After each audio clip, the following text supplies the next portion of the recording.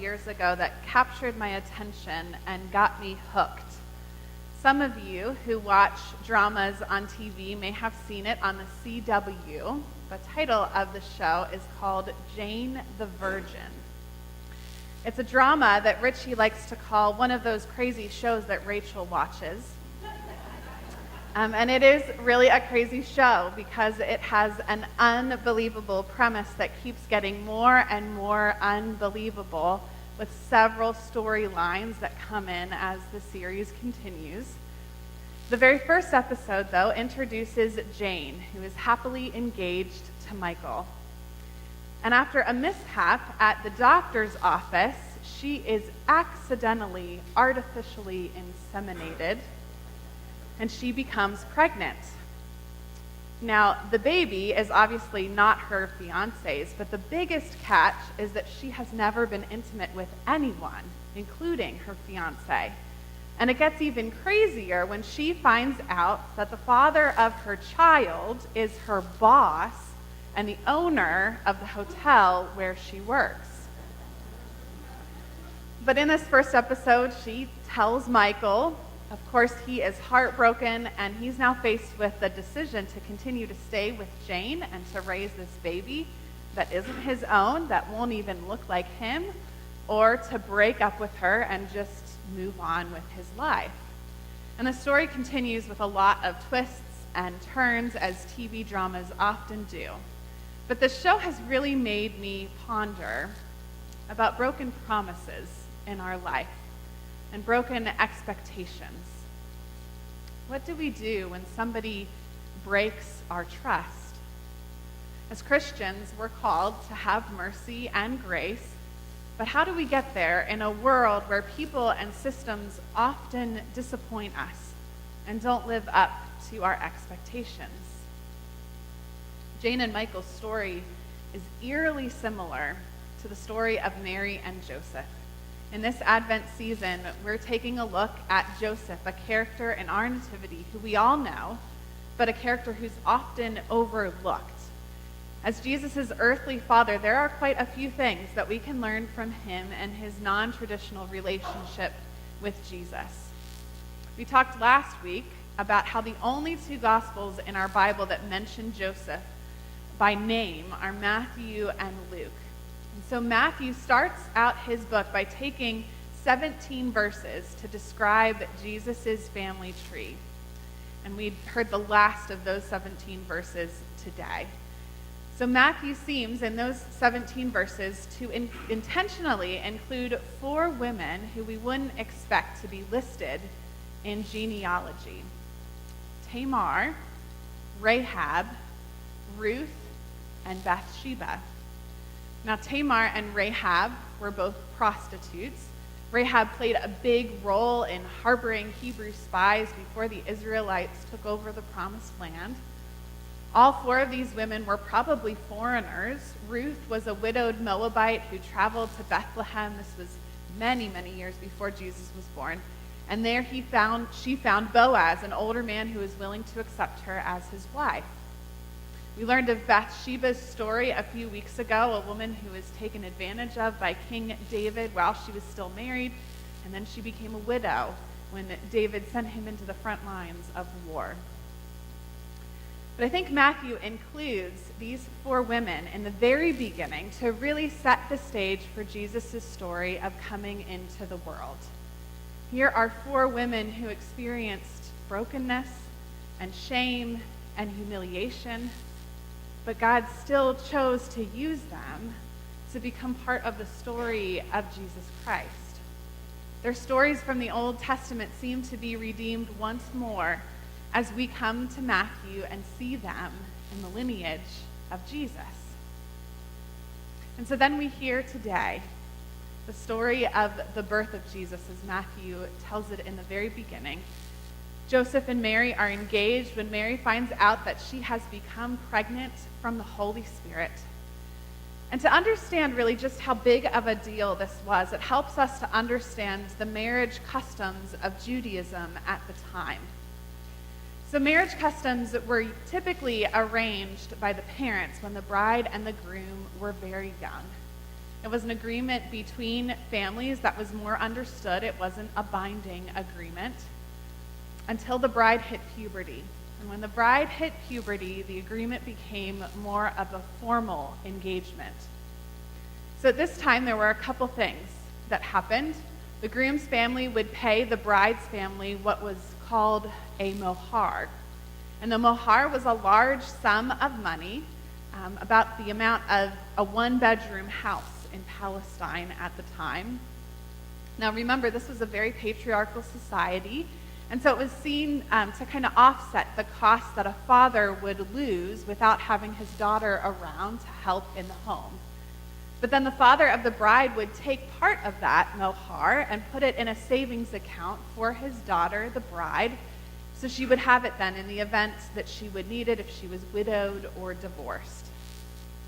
And also at this time, the groom gave the bride what was called a matan. So this could be seen very similar to what an engagement ring is today. It was a large sum of money that was given to the bride that then would also be combined to the mohar that would help if she would be widowed or divorced. So just like an engagement ring or a wedding band, the woman keeps it regardless of the marriage or the engagement staying together. And so lastly, part of this engagement also includes what is called a ketubah that was signed. And so this is the marriage license for the engagement. There wasn't a marriage license signed at the wedding. This all happened in the engagement process. And so the ketubah listed different promises and vows. It included vows about the mohar and the matan, this money that was given to the bride and the bride's family. And the ketubah was a legally binding document that scribes would carefully put together. And if the groom would leave the bride even before the wedding, the mohar and the matan belonged to the bride, or else there would be legal consequences for the groom. And so in this stage of the engagement, the bride and groom are not living together yet until the marriage, until after the wedding, and they are not allowed to be intimate with one another either. The only way for their engagement to be broken was if there was unfaithfulness before marriage. And so this is where we are when Mary finds out that she is carrying the Son of God, conceived by the Holy Spirit. Talk about some complications coming into play. When Joseph finds out, I can imagine that he's probably devastated. I'm not sure how in love, if at all in love, Mary and Joseph were, because this was an arranged marriage, but they're still, for all intensive purposes, bound to each other for life at this point. It's not like we think of engagements today. Joseph had some options here. He had every right in this moment to expose Mary publicly. He could have gone to the priest or even into the public square to announce what had happened. And he could have exposed Mary as an adulteress and publicly humiliated her. We find in the book of Deuteronomy in our Old Testament, we find a law that talks about what happens when a woman is found to not be a virgin when she marries. And this is what the law states. They shall bring the young woman out to the entrance of her father's house, and the men of the town shall stone her to death, because she has committed a disgraceful act in Israel by prostituting herself in her father's house. So you shall purge the evil from your midst. Now, from that time when that was written to this time of Mary and Joseph finding this out, it doesn't appear that that practice was still being enforced. But even if Mary wasn't stoned to death, she would still be seen as a sinner and a disgrace from that time forward. And it would be difficult to find any man that would marry her. The mohar and the matan would be returned to Joseph and his family because it was Mary who was being unfaithful. And Mary would be left alone and poor and a shame to her family. But we know that Joseph chose differently. Matthew tells us that because Joseph was a righteous man, he planned to dismiss her quietly. And so before we understand really the customs of this time, we may think that Joseph wasn't being very righteous. We may think that he had such little faith not to believe Mary and what he was telling her. But in reality, would you have believed Mary if you were in Joseph's shoes?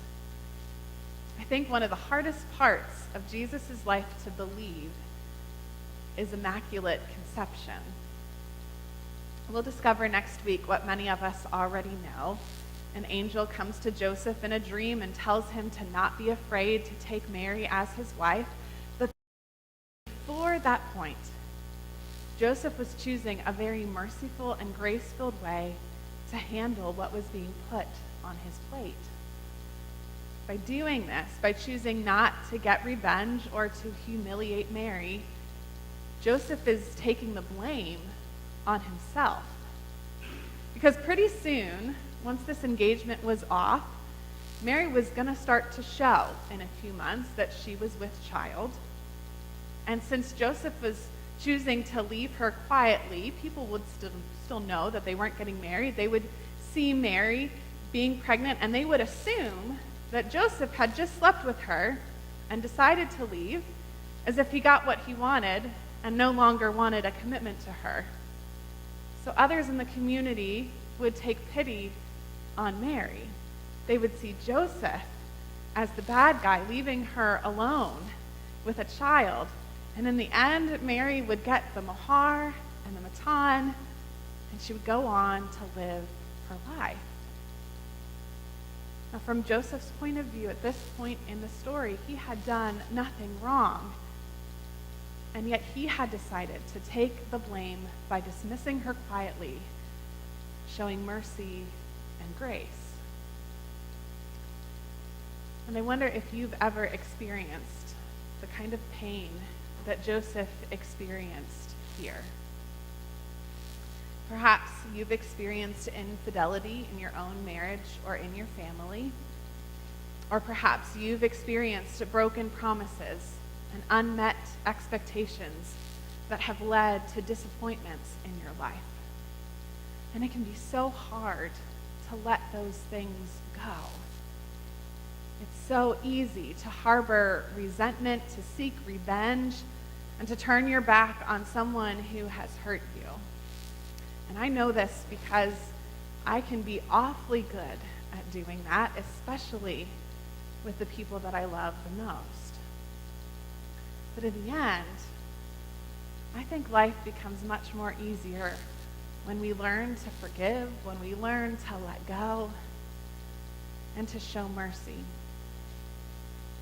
United Methodist pastor and author Adam Hamilton's writing is the inspiration for this sermon series. And so in his book, he discusses the challenge of showing mercy and forgiveness. And he interviewed several couples in his own congregation who faced infidelity in their marriage.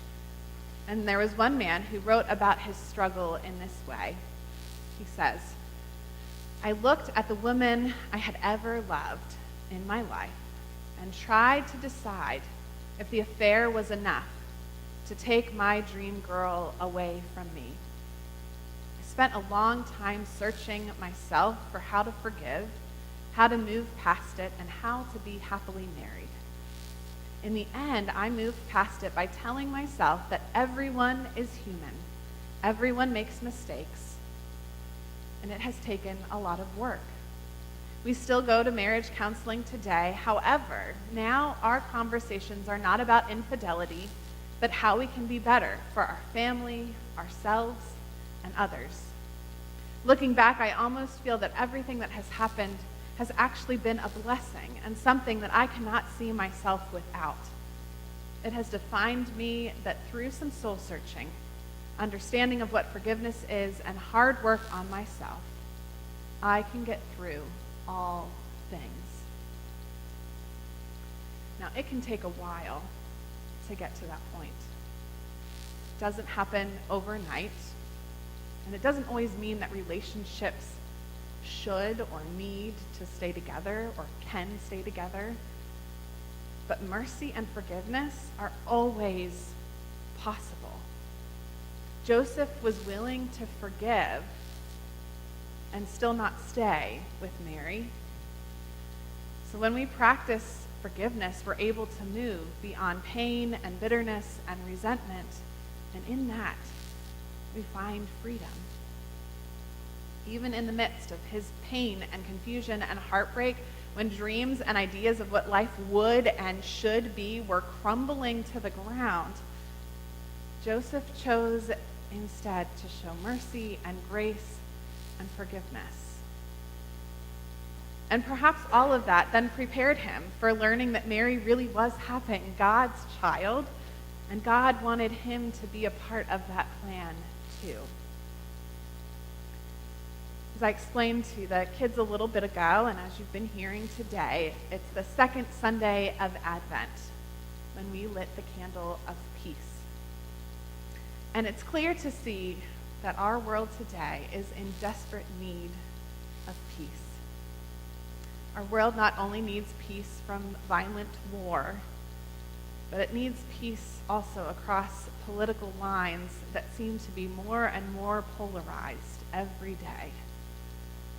I think that sometimes we can get so comfortable standing in our own convictions and in our own beliefs of what's right or what's wrong that we're not even willing to listen to the other side or consider another opinion or belief.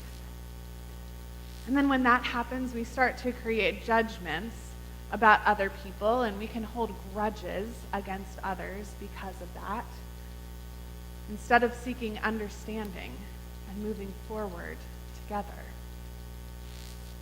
You know, when Mother Teresa a long time ago received the Nobel Peace Prize, she was asked what people can do to promote world peace. And she replied, "Go home and love your family." Friends, I don't know what pain you may be bringing with you today. I don't know what burdens or resentment you may be carrying or what may be weighing on your hearts. But I do believe that we are called to be gracious and merciful. And through that, we find peace and everlasting life. So it's my hope in the season of Advent that we can find ways to show mercy as we prepare for the coming of Christ.